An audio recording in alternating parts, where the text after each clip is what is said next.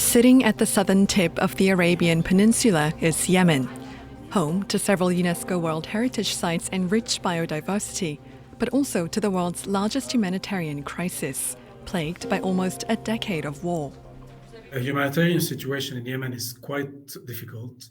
It is considered by the UN and humanitarian organization as one of the worst in the world currently. And this is due to soon to be 9 years of conflict. We're talking about 50% of the health facilities not operating. We're talking about water not reaching everyone. The country has been in the grips of a civil war between a Saudi-led Arab coalition and the Iran-backed Houthi rebel group. Since the conflict escalated in 2015, the country's economy has been shattered. Homes, farms, and vital civilian infrastructure destroyed, with the continued fighting disrupting shipments of food and fuel from reaching the country's shores. More than 4 million people have been displaced by the fighting, with roughly 11 million on the brink of famine.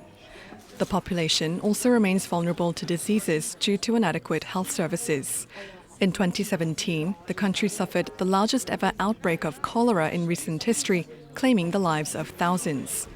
Women and children have bared the brunt of the crisis, making up more than 3/4 of all displaced people in the country. Yemen has roughly 30 million people.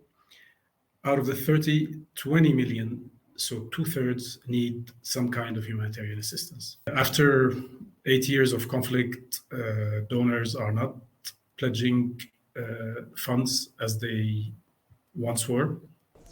The UN brokered a ceasefire between the warring parties, which took effect in April 2022, but ended after just 6 months with no substantial fruition.